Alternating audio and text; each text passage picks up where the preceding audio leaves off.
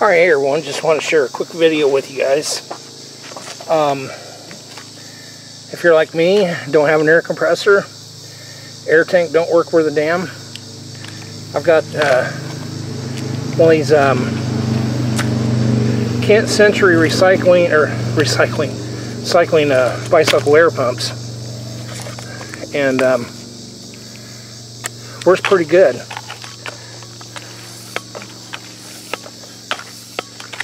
I mean, when you don't have any electricity, air compressor, and you need air, like for a lawnmower, four-wheeler, of course, bicycle, go-kart.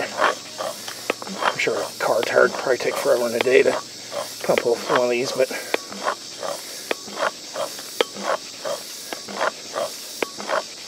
$15 is what this cost.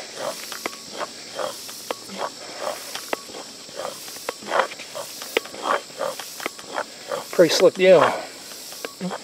You can keep your animals out of it, like goats and sheep and things like to chew on things. Anyways, yeah, so don't take long, and for $15 you can't hardly go wrong. So, alright, thanks for watching.